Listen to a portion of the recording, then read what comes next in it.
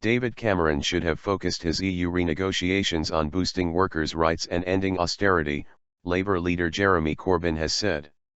Mr. Corbyn told a meeting of the Party of European Socialists in Brussels the talks were a theatrical sideshow. The Labour leader, who has been a critic of the EU, said his party would campaign for the UK to stay in whatever the outcome of the negotiations. Mr. Cameron is hoping to win support at the EU Council summit in Brussels.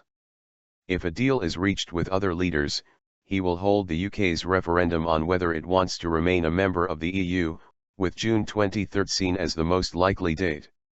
Mr. Corbyn has also travelled to Brussels where he joined a meeting of the Party of European Socialists, PES, parliamentary bloc. He said, David Cameron's negotiations are a missed opportunity to make the case for the real reforms the EU needs: democratisation, stronger workers' rights, an end to austerity, and a halt to the enforced privatisation of public services. Mr. Corbyn voted to leave the European Economic Community, as the EU was then known, in the 1975 referendum, when the UK voted strongly to remain in.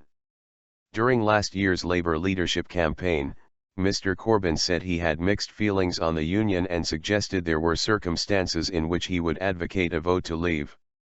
In September he confirmed Labour would campaign to stay in the EU but criticised it over free trade, agriculture, and Greece. Rather different. Speaking after the PES meeting, Mr. Corbyn said Mr. Cameron had brought an internal Conservative Party dispute to international proportions.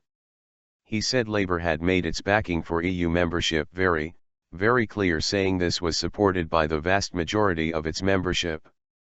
His desired reforms, he said, were rather different to Mr. Cameron's. It has to be based on the rights of people all across Europe, he said. I don't think David Cameron has that on his agenda.